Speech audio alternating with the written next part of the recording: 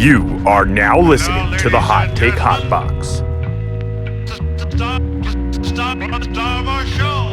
You are now listening to the Hot Take Hot Box. You are now listening to the Hot Take Hot Box. Ladies and gentlemen, it is the Hot Take Hot Box. It is Super Bowl week.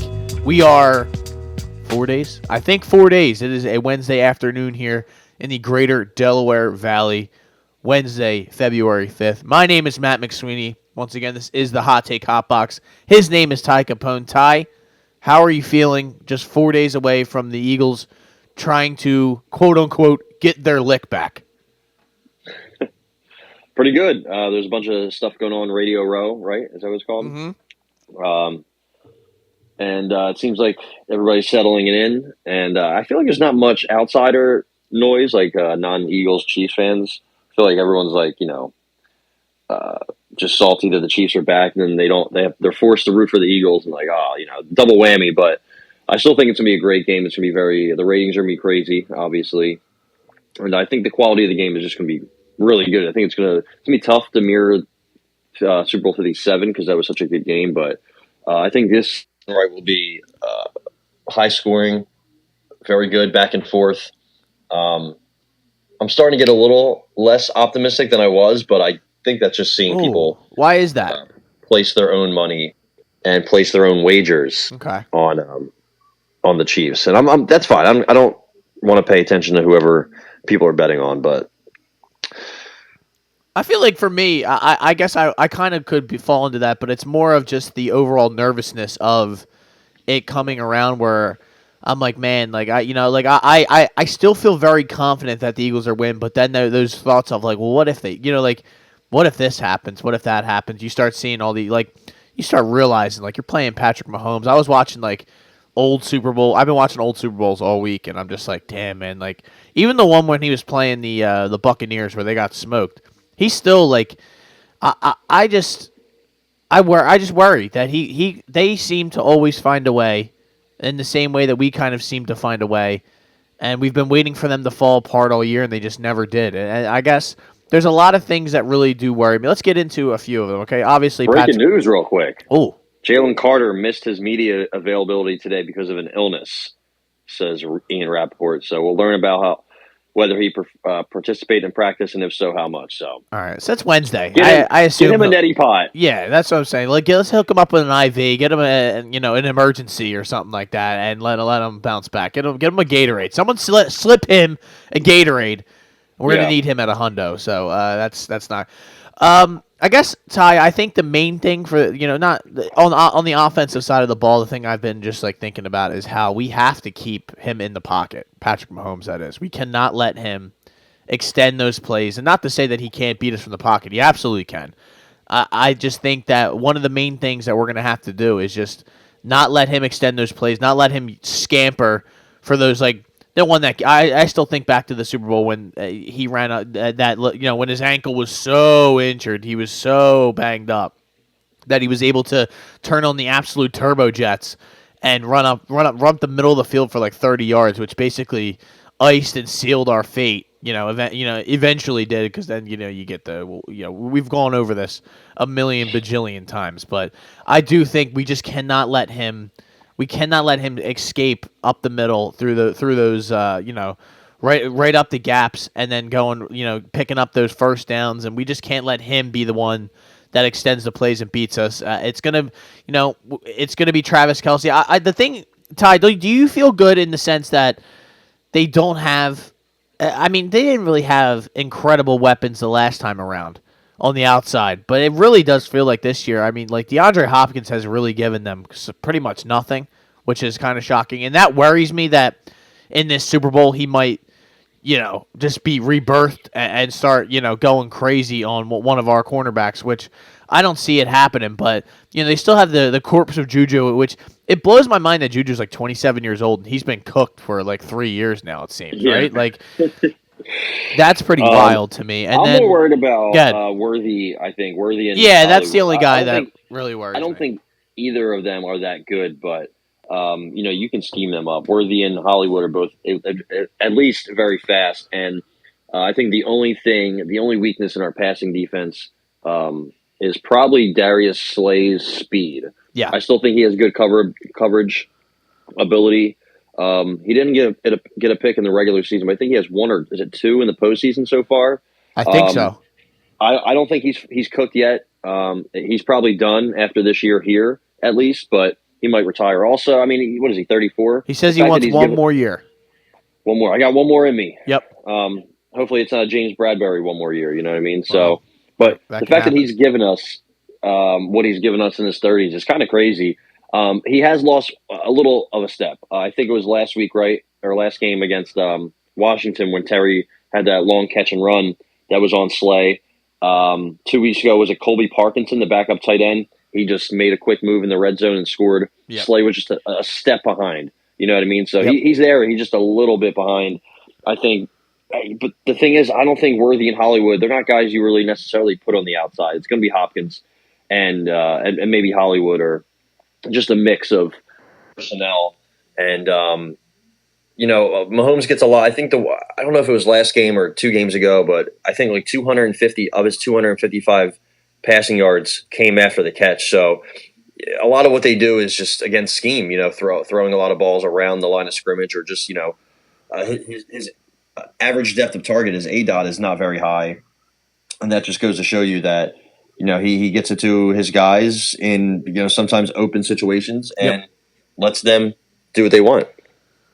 Yeah, I guess that is ultimately will always be the biggest fear playing the Chiefs, is that they're, you might get out schemed by a Andy Reid, running these double moves, or these motions where they double in and then they go out. That cooked us a couple times, where we were just getting lost on some of the matchups in the red zone, especially in that Super Bowl. And I don't know. I feel much more confident, and I know that I think Vic Fangio doesn't have necessarily a good record against Patrick Mahomes. I think he's like 0-8 or 0-7, one of those things.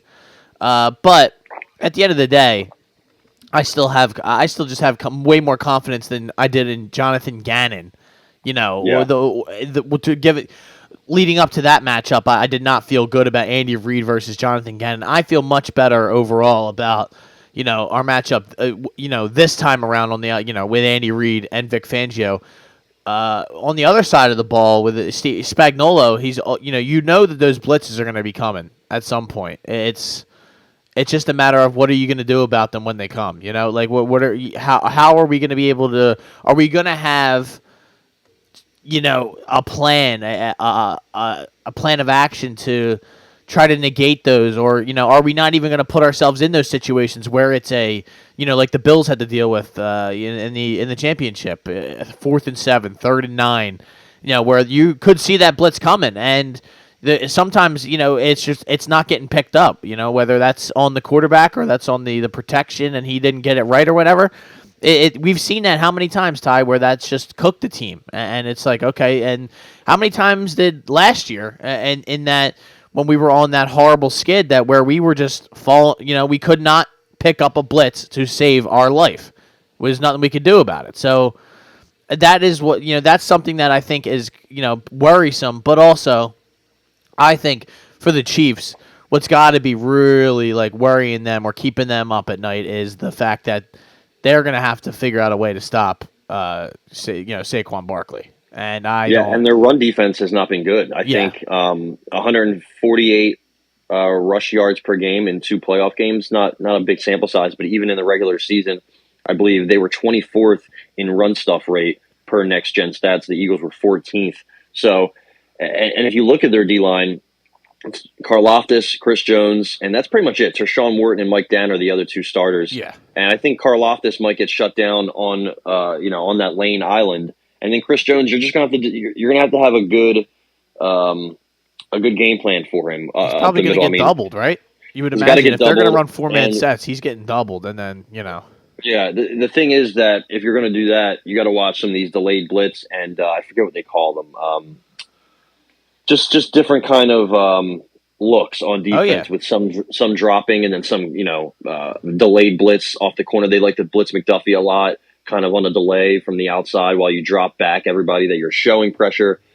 Just shit like that. Last week, I keep saying last week, but 2 games ago, there was a lot of it seemed like a lot of miscommunication when Hurts took that safety. It was on him, but somebody came right up the middle and Mekhi Becton was looking the other way and he just blew right by him. It happened with Juergens. It happened with Dickerson. It happened with Lane.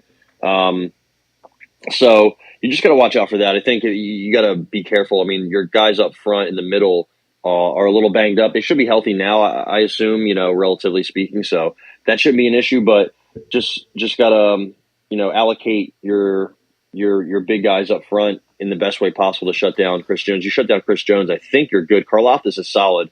I like him a lot as an edge rusher, but that's pretty much all they have coming off the edge.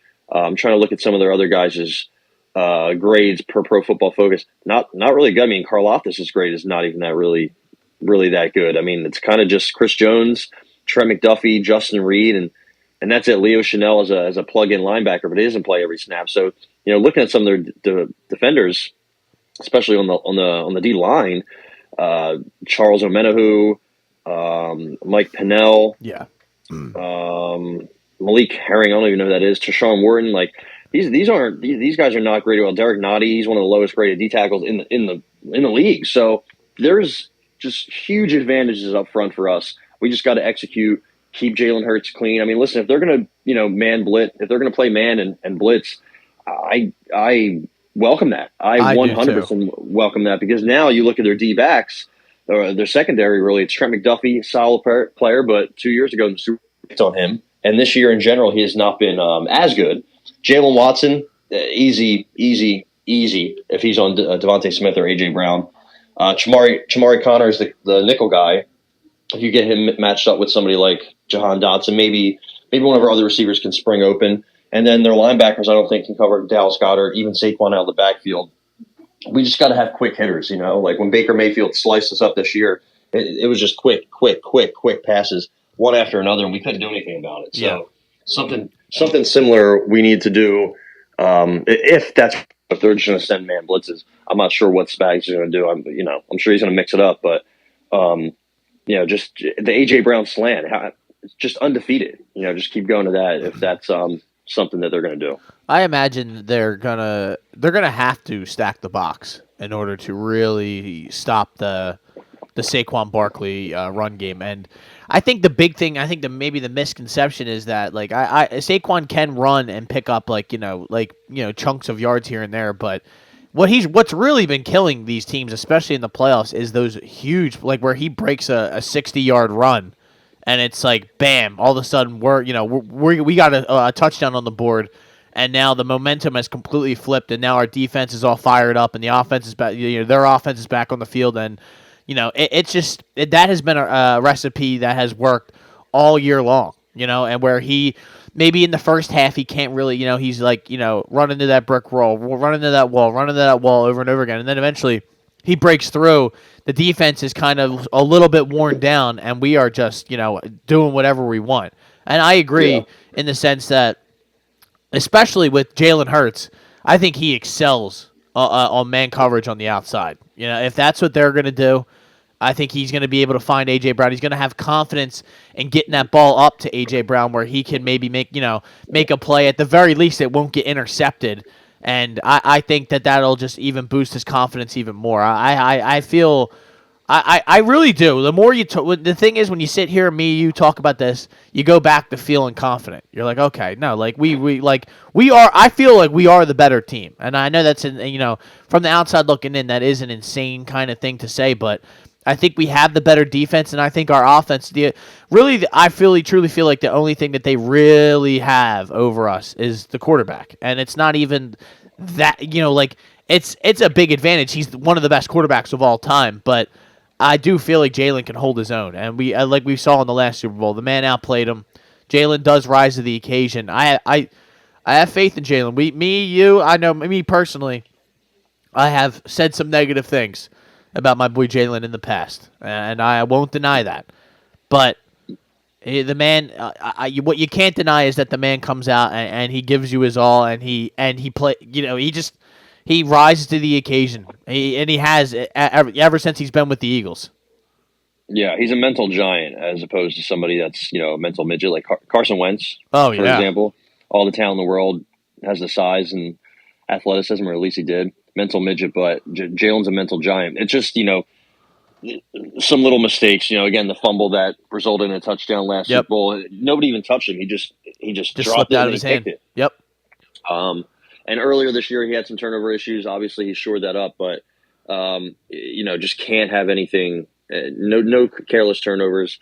I look at the special teams. I think they have a good special teams as well, just like us. Yeah, that could matter. You look at both kickers. I think they have the better kicker, but I think Harrison Butker's had some struggles as well. I don't know what the hell is wrong with Jake Elliott, but both of us have good punters. The punt god for them and Braden Mann for us. Yeah. Our kick and punt coverage units are amazing, and we have running backs going down there and just creating havoc. So big shit.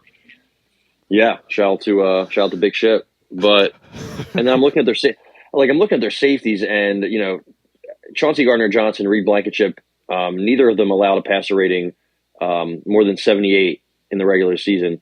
You look at Brian Cook and Justin Reed; they were well above that, 104 for Justin Reed. So Jesus.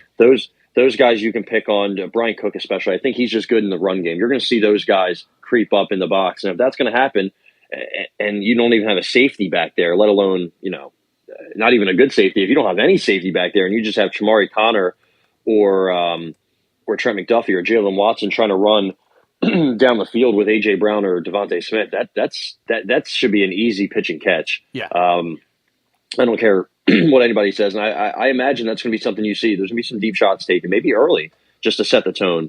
And I'm not against that at all. You have absolute huge advantages. You take those. So, but Saquon's going to get his carries for sure, and I'm sure there's going to be maybe the first quarter, maybe the first half he only has 30 yards or 40 yards, but second half he'll definitely take over. I really hope they throw him the ball, give him some looks in the passing game, some screens, or have him run a wheel route. There's been multiple times in this season where he's been on their wheel route. Well, a couple times he's caught one. There was one that Jalen just didn't throw that he was open on.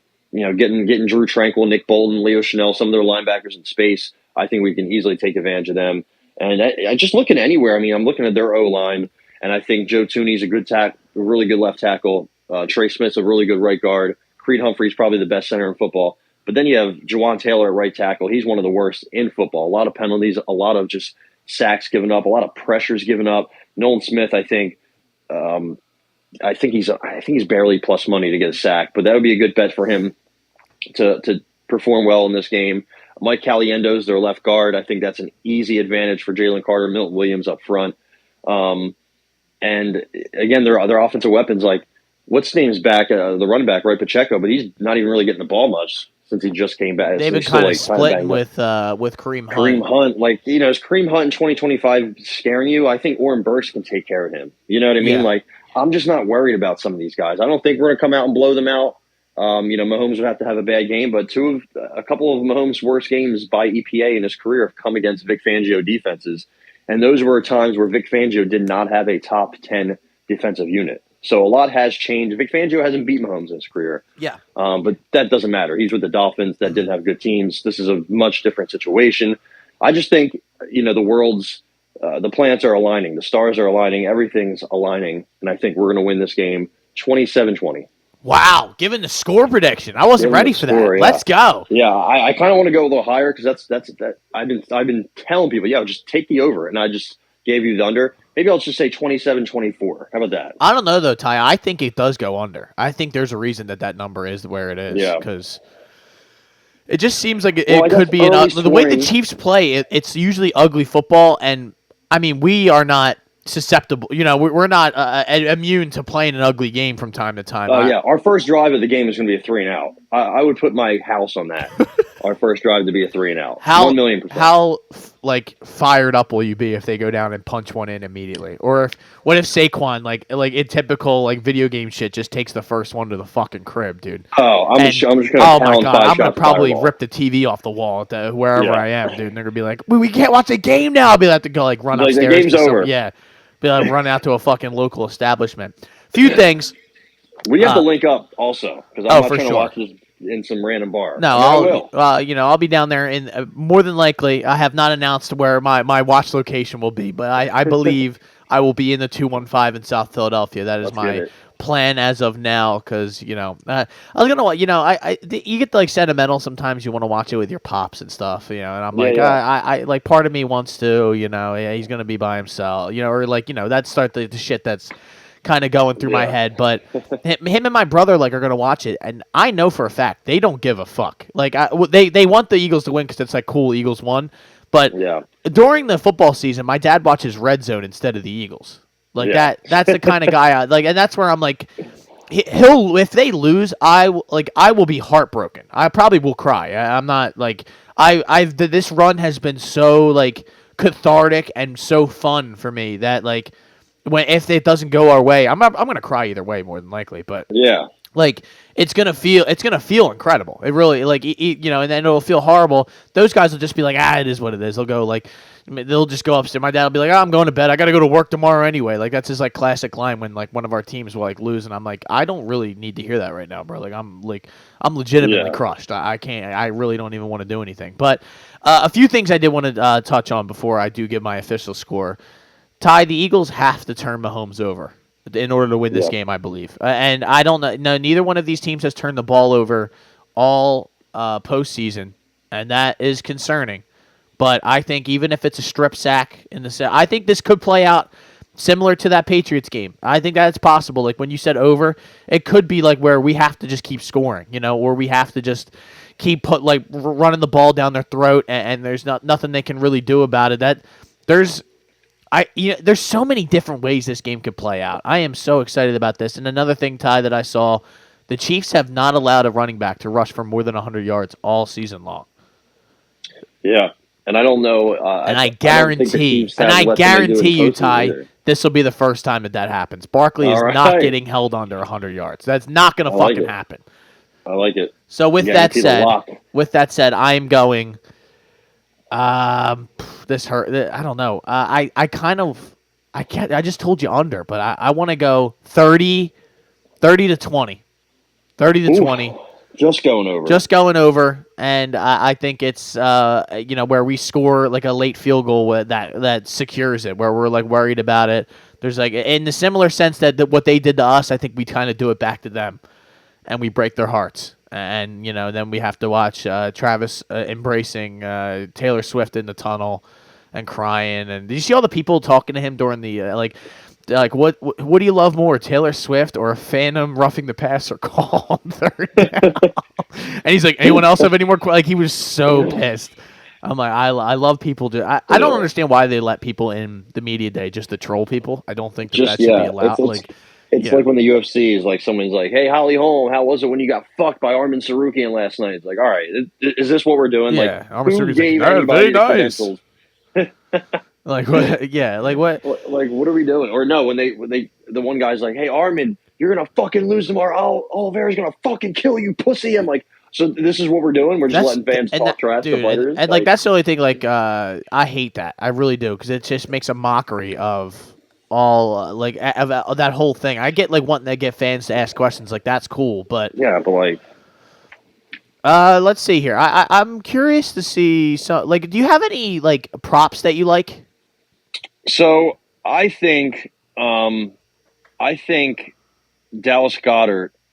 I guess his receiving yards is 49.5. His receptions is 4.5. I like the over on both. Okay. The Chiefs give up are dead last in the NFL in receiving yards given up to tight ends. He's a postseason monster. He's going for history in the Eagles frame. I think I don't know where he is.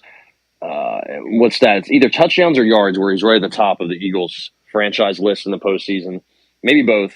So he's going to be going for that. What else do I like? I think I kind of like maybe even A.J. Brown over 69.5 receiving yards. I know I'm just, I don't think Hurts is going to throw for 300, but I think he'll at least throw for 200. And he's only going to throw to a couple guys, right? It's going to be Goddard, Smith, Brown, maybe Barkley. That's pretty much it. Maybe Calcaterra if he, sneaks open or some shit. Johnny Wilson touchdown, dude. I bet it all year long. Never hit it, dude. Literally donated money to FanDuel all season long. Yeah, that was kind of crazy, but maybe Mahomes rushing yard under. 31's a lot. He hasn't really run that much. Going back to, I think it was last year when he dislocated. Was it last year he dislocated his kneecap? He just hasn't run that much. But obviously, ago. No, yeah, you're 2 right. years ago, I'm not sure. But even then, I think I saw a stat like since he dislocated his kneecap, he only has like 9 design runs, and only 2 of them were not from an option, play, I guess, or something like that. So I kind of like that. Let's look at some other stuff. So here I have a few like these are the random ones. All right, over 121 seconds for the national anthem. That's under. The under is -130. I'm taking over on that. Why not? All right. Guy's playing a piano apparently. So that's one thing. Will Taylor Swift be shown during the national anthem? Probably. Plus 350 for yes. I don't know if you could bet. I don't think you can bet that on any reputable book, but yeah. During the Super Bowl or during the anthem is crazy because they kind of just show like the players, and maybe they'll show Trump. Yeah, I guess Donnie's showing up right for the first time ever. Donnie's he's going to show up. He's going to bring his friend Bibi. I heard he's going to bring his boyfriend Bibi. They're going to sit next to each other. Benjamin Netanyahu, the Israeli leader. That's his. No, he's not really bringing them. But I was going to say, I'm like, what the fuck is he going to do there, dude? If he does show up with them, that'd be kind of crazy. But he wants to get the game in Israel. Let's bring out the Israeli Dragons. Will any 300-pound player score a touchdown? How much does? No, I doubt it. I mean, how much does Juju Smith-Schuster weigh these days? Oh, come on, man, come on. I don't think he's going to score. I mean, dude, some of these touchdown odds are so shit. All right, keep going. Will either team trail by 14 points and come back to win? No. Well, the color of the Gatorade. That's always my favorite. Always good. One time I had an inside track on it. It was purple when the Niners won. Yep. Or, lost. We always get somebody always hits me up with a source that's like it's blue this year. Yeah, I'm like, all right, send it. Chiefs win, it's blue, and then they fucking drop green on them, and I'm like, wait, what? What the fuck, dude? It counts as a shade of blue. Yeah, I'm like, wait, no, come on, that's fucking Arctic Breeze, dude. Yeah, I'm like, what? No, it never winds up. Never winds up working, but yeah, I don't know. I think if I was to. I mean, it's always the classic, maybe Jalen Hurts 2 touchdowns for the tush push, plus 550. Like, that could be an option. I mean, Saquon plus 280. That seems like that. The thing is, he always gets his touchdowns poached at some point. But heads or tails, that's always a classic bet for the Super Bowl. I'm going heads this year for sure. Yeah, I don't know. I never really am a big betting of these random props because I'm just not to be a hardo, but I'm always locked in on the game. So it's it's hard. I'd rather bet Dallas Goedert anytime touchdown plus 250. Yes, I feel the same way. Or some random where you're maybe passing yards Jalen Hurts over passing yards. Is that what is that line? 212.5. Yeah, I like the over. Yeah. I saw they have a thing on FanDuel. Oh my god! Oh, you cut. Whoa, what happened to you? You there? Hello? Here. All right. It sounded like you just got fucking morphed into another state, but they got some problems over here with these fair pods that I call them. There you go.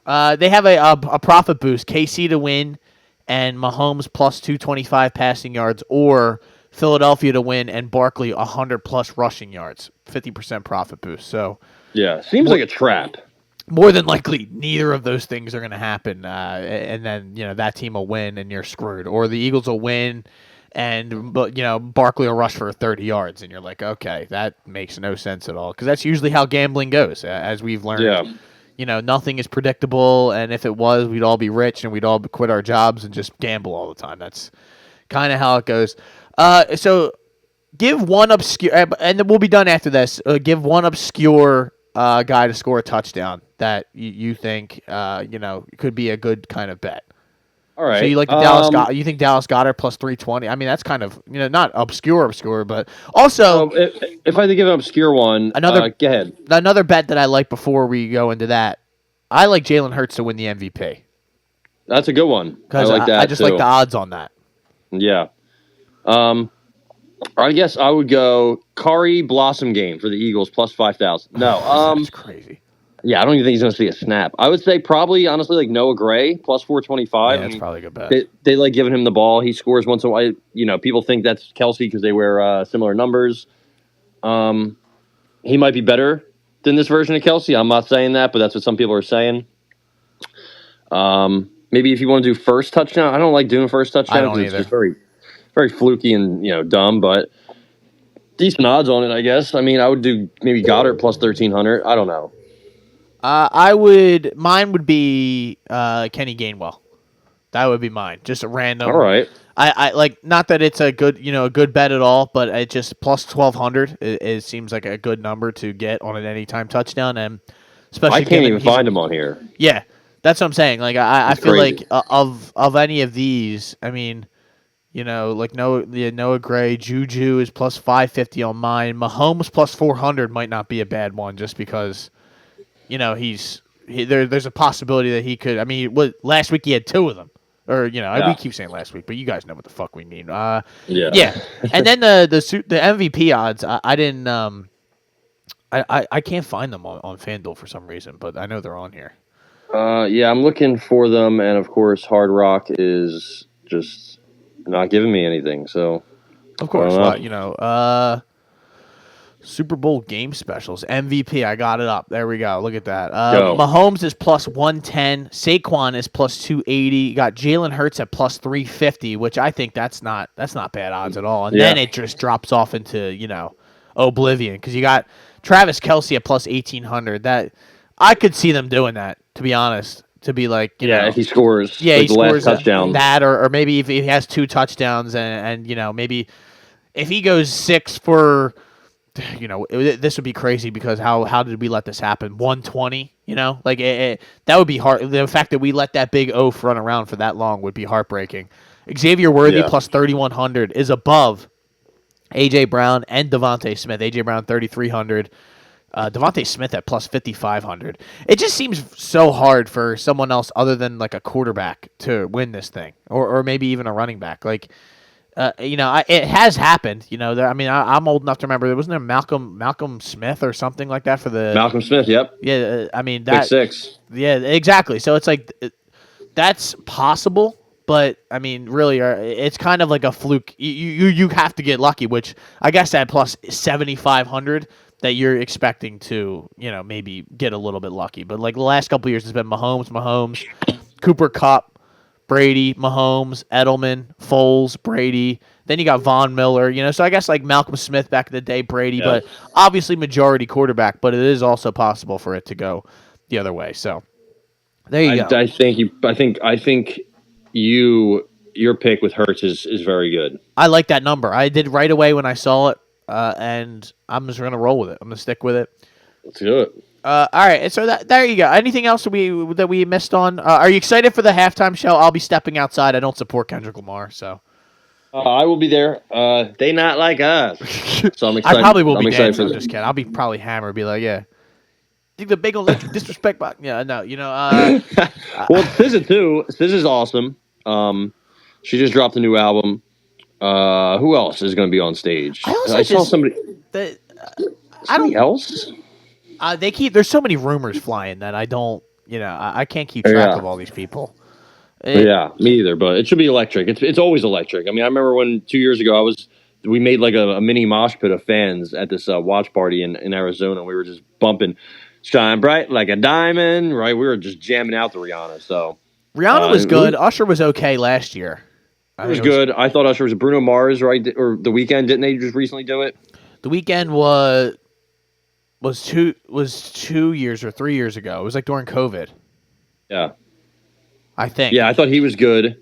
I feel like it's not not even hating. I feel like rap is just not the stage for the Super Bowl halftime show. Maybe like I wouldn't. Well, I actually, I guess that's not necessarily true, because what did they do in L.A.? Was it Dr. Dre and Snoop Dogg Dre, and all that? That was Eminem. I mean, Mary he brought J. all them Blige. people out, so it was like, oh, this is good. I don't know, like I feel like Kendrick is so much more of a niche than one of the like those kind of guys. You know, like even Drake, I'd be like, ugh. You know, like I don't really want to. They should just bring Shakira and J Lo back. You know. Yeah, I really don't even know who else they could get because it's not like I mean, what are you gonna have like I can't believe Taylor Swift hasn't done it. That was the next name I was gonna say too. But like, I feel like I know she hasn't. I know, and like without this, even before that she was involved with Travis, I really do think like she should have done this at some point by now, right? Like that she would be the perfect person for it because everybody would like all the women and the girls and even us. I'd be like, yeah, we are never ever like we'd be jamming out. So it's like.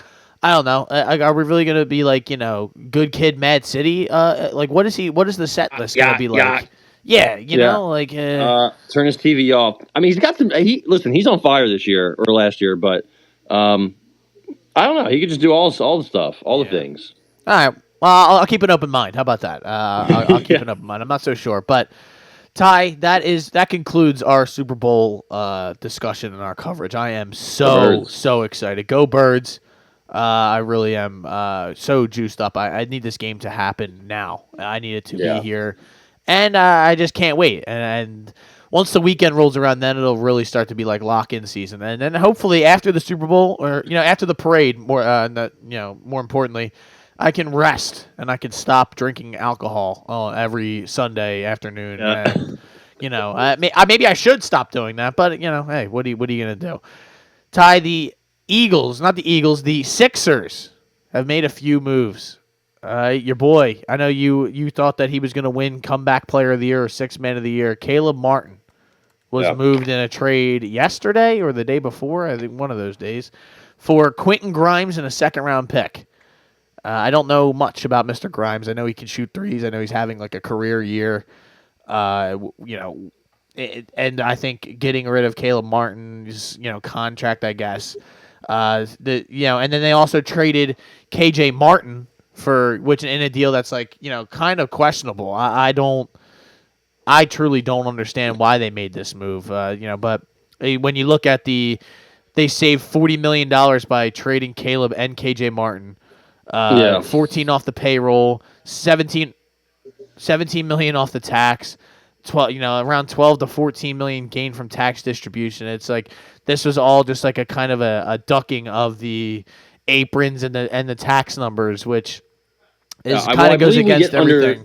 God, I believe we get under the first apron, and now that it gives us a little flexibility to get somebody on the buyout market, which when has that ever worked? But I think that's probably just the hope that they can get somebody for cheap or maybe make a move because it's crazy they got Grimes and they got a pick. I know it was a second, but I think we got a younger, better player. Grimes is 24, Martin's 29.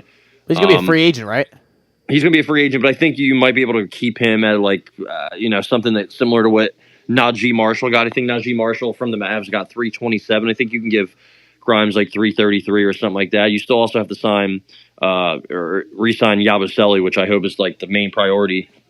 So I'm not sure necessarily. I think Grimes, it's possible he's just like a kind of a placeholder until next year when McCain is back. Grimes is a good shooter. I think he's a solid defender. He doesn't really do much he's kind of like Martin, just a better version. He doesn't really give you much ball handling or shot creating or playmaking, but he's a solid player. He's a former Jayhawk. Okay. So there's that. We have 3 former Jayhawks on the Sixers now. Kansas Bros. Yeah, he did transfer to Houston where he ended up playing much better than he played at Kansas. All right. But, it is what it is. He's younger, scores more, healthier. Caleb Martin had that issue where he forgot how to shoot with his shoulder. Yeah. So, people are like, "Oh, we just traded away a playoff demon." I'm like, honestly, he probably wasn't going to do shit for us in the playoffs. Let's just be honest. Well, but yeah, I mean, the moves, I question it because you did get guys like this for the playoffs, and then you give it like half of a season and immediately pull the plug on it, which to me, like I don't understand. I agree with you though. Like I think the whole like playoff demon thing was a little bit overrated, but I think them getting what they've gotten out of Yabusele has kind of given them a little bit more of flexibility in the sense that they don't need this like 4-3 kind of guy. I mean, I've seen people online saying that they like Yabusele better as a 3, and I'm like, I don't know what world that's you're not. living in. Yeah, I don't know not in what possible. world he's going to be able to guard some of those threes and stay in front of. Yeah, put him on Jason Tatum. Yeah, We already saw how that worked. What the fuck are you talking about? I like the good thing I have liked what we've gotten out of some of these role-ish players or these guys who've had to step up in the event of some of these injuries. The Justin Edwards, the Ricky Councils, who's gotten more time, who I've been a hater of. He's given you, pretty good minutes. Obviously, Gershon has stepped up. Adembona has been good. I don't think these are guys will come playoffs. I think they're gonna, if the Sixers even make it there, they will get exposed when the time comes. I'm not acting like these guys are going to really, carry the weight for the Sixers. But at the end, I do like Edwards. I do too. I think he can shoot. Philly boy. I think a couple of these guys really have, and you're counting on guys like Reggie Jackson who've given you good. Like, I'm not even hating. The Sixers have gotten good minutes out of some guys that they probably have really no business getting good minutes out of. Kyle Lowry. Kyle Lowry, especially, and he's they kind of would be screwed without him. You get Joel Embiid out there last night, Ty. Were you sitting around the TV like just fired up? Couldn't wait to watch your king return to the court. I was working, but I was box score watching. So I'm like, how's Embiid in -12 and everybody else in the start lineup's a plus. Plus minus is very fluky. So I did see he missed a bunch of free throws, but other than that, it seemed like he was pretty clutch. He did. They've he looked good. He did. He really did look good in his first game back. I think did he have a triple double? Yeah. I mean that ain't easy. He hasn't played in a couple weeks. Seems like months. And goes out, just rolls out of bed, gets a triple double. I assume he's not going to play tonight because they play the Heat. Because of course he cannot play a back to back, which whatever. Maxey has been great. He's continued to be on a tear and kind of lead this team. And then our boy Podcast P, man, he's nursing a pinky injury right now. He's got a lot of injuries, yeah. Pinky injury that's holding him out on his non-shooting hand. That's that's something. I think that is hilarious. This man is sitting out. This is probably a guy who grew up watching Kobe and idolizing Kobe, and now he can't play because his pinky is bothering him a little bit. He's got droopy finger, is what I believe I've heard. Crazy. It be explained as. Do you see them making any more moves ahead of the deadline? I believe it's tomorrow afternoon. I could see Andre Drummond getting traded. Cause the deadline's tomorrow? Yes.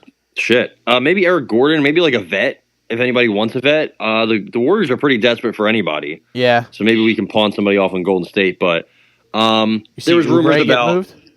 Who? Oubre? Maybe, but I kind of feel like, if we move him, then we definitely have to give Justin Edwards more PT and more, more run in big games. There's times at the end of games when we have like a terrible 5 on the court, like Council, Oubre, Maxey, Yabusele, Reggie Jackson or some shit. And that's like the crunch time lineup. Yeah. When Embiid's not playing and you're like, nobody knows what to do with the ball. The offensive sets are like the Celtics, the absolute, whatever you want to call that, disaster of a game. At the end of that game in the fourth quarter, we couldn't figure out what to do, how to score.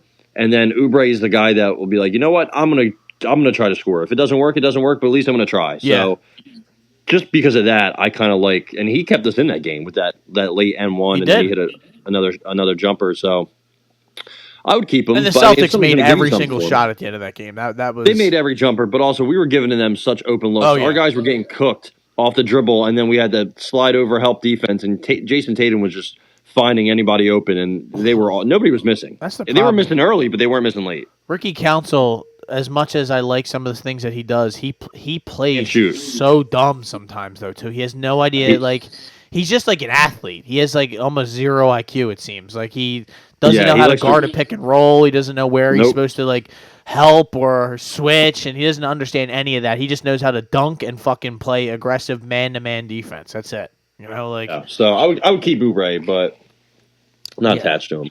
And I mean, I don't like when they do this half in, half out shit though either. Like, either are you going to try and get better, make a move leading up into this, this deadline, or are you going to sell all of your veterans off and try again next year? Which that would be something I would think about. Well, why not? If you're almost 10 games under 500, you are, I guess, right outside the playoffs. Which that's the fucking worst thing about this league. Really, it's what a joke. I don't know. And our ownership, like, what would you front do? office. I would try to win. I mean, you got to try to win with the team you have now, and in 3-4 years when you're paying Embiid $70 million and you're paying Paul George $60 million, you got to live with whatever comes with that in a couple of years. But for right now and for next year, I think you got to try to win. I think as long as everybody's healthy next year, we should have a decent team. I definitely want them to go out and get somebody else, but like on the wing, like a younger player to help ease the minutes and the whatever that Paul George has, because he's he can't handle all that, but he can still give you some good games. But yeah, I mean you have no choice, right? You have to try to win as best you can. Yeah, but I just don't know. I'm really confused by that KJ Martin trade, because I was told the whole reason that they got him, the whole reason for signing him in the first place was to be able to they overpaid him by a lot, was to then you could be able to flip that contract and match salaries with some other player, maybe throw in a first round or whatever it is that you had to add in. Picks. Yeah, or like instead of us attaching picks to get rid of him for literally cutting salary dumping purposes, so that I think Josh needs a little bit more liquid for that new stadium that he's building over in Washington. That guy sucks. It's the first thing. That's why I really hope that Jeffrey Lurie doesn't try to buy the Celtics. I know he said he wasn't, so I really hope not. I don't want him to have to turn on him the second that he starts to cut corners or do something, here or there, where I'm like, oh yeah, he's doing that because he needs money for his Celtics. Like, that's teams that always own the guys that always own other teams. That's the first thing that I think about it. I just, I'm sorry, I can't help it. It's especially when you're owning like a rival of our team. Two of them. Josh Harris is a good businessman. Can't take that away from him. But he is a shit. Like, he does not give a fuck about the Sixers or the city of Philadelphia. I'm glad his stadium plans got thrown into the shitter. I am so happy about that he had to work that they basically came to him and made him work with the Flyers to build another, a new stadium down in FDR Park. I think is where they're going to build the next one. But I'm so glad, because he thought he was able to get the right politicians in there, get the mayor in there, because she was going to make it happen. And eventually Adam Silver came to him and was like, hey man, we want you to stay down at the sports complex. We like what's going on down there. We want you to work with the Sixers. We want, we don't want. I never understood it. I mean, you grew up around Philadelphia, Ty, where they were going to build that stadium was a horrible place. A horrible place to build the stadium. I'm not saying like the people or like none of that shit. Yeah. Just to get in and out from outside the city would have been a absolute nightmare. And I know all the people, like all these Twitter guys, these that have random AVIs or that probably live in Fishtown, were so excited that they could just hop on a train and go to the game, and they're like, well, plenty of teams have stadiums in the city, or they have great this and that, and I'm like, well, they've never hopped on SEPTA, they've never used the subways and realized how fucking trashily organized all that is, and it would have been an absolute nightmare, and especially by the time that stadium would have been built, I mean, I hopefully will have like children or something like that. I am not gonna drive my child to the Patco to hop on, instead of paying, probably by then it'll be $3,000 to park my car somewhere around in the greater Center City area. It's Also, they want to go to Jersey. I'm like, no, we're not doing that. I didn't want that either. To Camden. Yeah. We're not going to Camden and playing. We're not going to be the Camden Sixers. We're not doing that. Which, selfishly in Jersey probably would have been fine, but also I didn't want that to happen. I don't understand why they couldn't. There's plenty of. They literally built the Wells Fargo Center like across the street from the Spectrum and had the Spectrum chilling there the whole time. So I don't understand why they couldn't just build another stadium down there. You know, like that's I don't understand anything that a billionaire it goes through billionaires' minds. So money.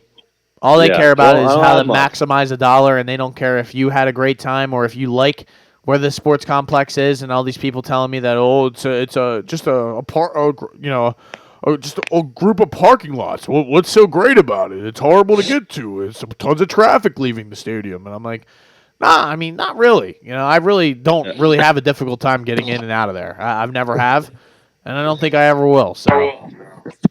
What are you gonna do? What are you gonna do? What are you gonna do? God, oh, your phone is freaking out right now, but that's all right. Hello, are you still there? I am. All right, there we go. We're back. To wrap this up, Ty, Flyers also made a move. I did want to discuss, not just bring that up a little bit. Getting rid of Farabee and Morgan Frost. I wonder if they'll do anything else. I hear they're linked to this guy or that guy. We'll see. Players are upset. Huh?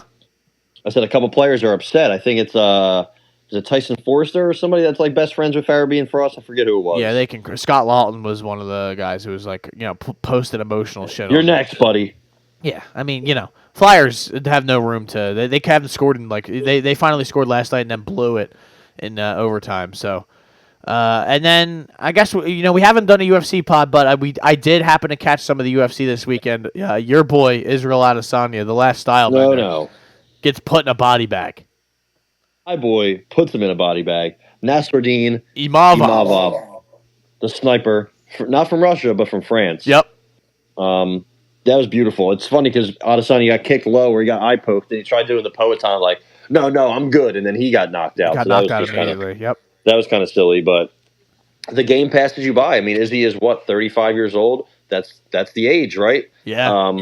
And notice that it's starting to happen quicker and quicker. Like Pereira knocked him out in the fifth. Strickland won a decision after dropping him in the first. Drickus subbed him in the fourth. Imavov finishes him in the second. So it's getting quicker and quicker. There's nothing you can do. I mean, he's had thousands of kickboxing matches. His body's, he's slowing down. Like he's still decent, but the power's, he doesn't have the power as much. The speed's starting to go, and now he's starting to get touched up on the chin. I personally, I don't really have any interest in watching him continue fighting. I imagine there's still fights to make, but what's the point of putting him against, Kelvin 2, Kelvin Izzy 2? It's like, does anybody want that? Nobody cares. Yeah, so it's like, do you put him against Shower Bullet? Sure, why not? Who cares? Maybe against MVP. Maybe against MVP, just because. But that could be boring. That could be really boring. So both of those fights will be boring. Yeah. So honestly, I don't care to see him anymore. Just coach or whatever. Hopefully he doesn't go join GFL. Oh boy. But yeah, I mean that was it wasn't a great card. It was in Saudi. It started at 9 a.m. I forgot all about it because I want to hammer money on Mayra Buena Silva, and she got absolutely dog walked. So thank God that didn't happen. Yeah, it was not a great overall card. It wasn't. I mean, guess it wasn't horrible, but some of these fights were just like. Absolute. I mean, some people got put down. I mean, your boy Thomas Peterson got put in a body bag by Neil Gottesman. And your boy Terrence McKinney took care of business as well. They said before the fight started, like, yeah, he's been working with. I forget who they said he was training with, and they're like, he's got a new approach. He's not going to go as balls to the wall as quick. First 6 seconds, he fires out like six kicks to the body and the head. I'm like, all right, I see what we're getting. I respect Terrence McKinney just for the fact that he's like, this is just what I'm going to do. I don't want to get to the second round. So, and he beat the brakes off of Damir Hadzovic. So that was fun to watch. There was also a scandal. What was it? Paintgate, if you will. Apparently, there's fresh paint in the locker rooms, and the fumes were getting to some fighters. And that's like what 4 or 5 different fighters said that on the card, which is crazy. Mike Davis, who looked terrible, untraditionally. I like Mike Davis. He looked awful. He got 30-27 by Perez Ziam, who looked good. Dude, he got cooked. I was surprised by that. But 10 seconds in the fight, he pulls guard, and I'm like, that's interesting. And then Terrence McKinney said the same thing, that he said, there was an issue. I don't know. Who am I to judge? But that's what somebody else, I think. I don't know if it was Lucas Alexander said the same thing, and then maybe somebody else. But Paintgate. Don't go back to Riyadh. How about we don't go back to Riyadh? That's my Riyadh season in full swing. We started off the card with your boy Hamdi Oh, getting Hamdi, yeah, absolutely disgusting split decision victory. The fight sucked, so no, who cares? But absolutely disgusting robbery of Jamal Pogues. Me and you will be there when Hamdi takes that first official L. Oh, it's gonna be great, man. It's gonna be amazing. I, He's I gonna die. It's gonna be yeah. so good. I will never be more happier than watching him get knocked the fuck out. It'll be an incredible day. How about this weekend? I mean, we may do a pod, more in depth, talking about this card. But just like quickly, do you think? I mean, the first fight was pretty good between Dricus and Sean Strickland. Are you excited, at all about this, or are you kind of, like, what are your thoughts? Like, what are your thoughts on this? Weili's fighting Tatiana, which that's an awesome fight, but the rest of the Also an card's kind underdog, of mids. I think. Yeah, I'm excited. I mean, I also will be landing in Philly around the time this card starts. So, maybe me and you link up, get some brews, eat some maybe. wings. Maybe I come through, bring some subs. Watch Colby Thickness. Thickness, slickness, your quickness. Yeah, whoever that guy is, absolute fake person that he put against Top Toria's brother. Dottoro. I think the Strickland Duplessis fight will be better than the first one. I think there's gonna be. I think honestly, Duplessis finishes him. I think he's gonna sub him or something. Did you see the trash talk? Sean Strickland was talking about him, his coaches fucking him, and then Dricus, after a couple minutes, is like, "Yeah, he's like, what your dad did to you is gonna be nothing compared to what I do to you." And I was like, "Ooh, Christ, yeah. We're not doing this again, are we?" If you're gonna start some shit, and then Sean got really upset. He started crying like a little bitch. It was kind of fun. So I think there's more on the line here. It seems. Yeah, I kind of am excited for the main event. I know it's gonna be a little, unconventional. This is the two of the best at 185. I could see this going down exactly the same way, being like a split decision, one way or the other.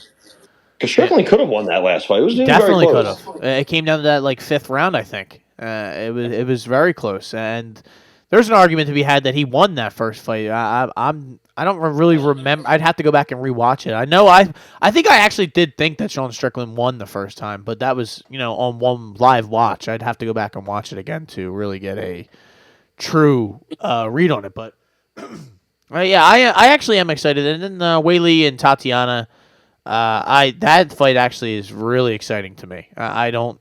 Who do you think wins that? I haven't even seen the odds for this. I imagine is it maybe Tatiana, maybe the favorite. Tatiana is a slight favorite. I think I would pick Weili, but Weili's 35. She's getting older too. You never know.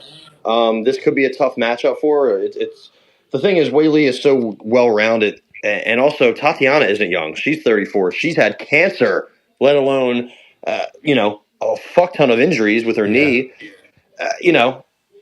I don't know. I think Weili's got her. She's easily the better striker.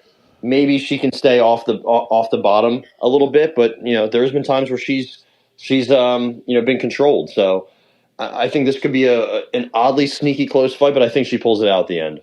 Tatiana is 5'5". How big is Weili? I would same height. 5'4". I probably would take Weili in this. I don't know.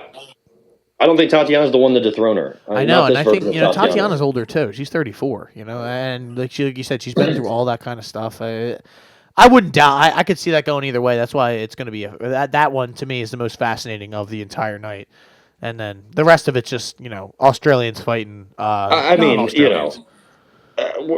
I like Gabriel Santos and Jack Jenkins on the prelims. I like Tom Nolan and Slava-Claus. I think Tom Nolan smokes them. Your girl. Kong Tong Wong. I don't know how it's pronounced. I think it's Kong Tong or something. There's a silent T. Who cares? But she's like minus 440. She was one of the biggest favorites. She was the favorite in one of the biggest upsets in UFC history by the odds when she lost her last fight to Gabriela Fernandez. Yeah. Could it happen again? Bruna Brazil. She likes pulling off upsets. So maybe. Juicy Giuseppe's fighting. We got Kevin Giuseppe. That's fun. We got a bunch of guys whose names are kind of hard to pronounce. So that's fun. Toporia's brother. I think he probably wins. Cody Steele. I'm excited to see Cody Steele. Other than that, whatever. Yeah, we'll get in. We might do a whole breakdown, giving picks and everything. But that, ladies and gentlemen, I'm gonna say it was the Shoulder Strikes MMA podcast, but this is the Hot Take Hot Box. Because you enjoy the Super Bowl, everyone. Have a great weekend. Have a great, just enjoy the game. Go Eagles, go Birds, and that's all I gotta say, baby. Just just win. All right, Just win, as baby. Adrian said, just win.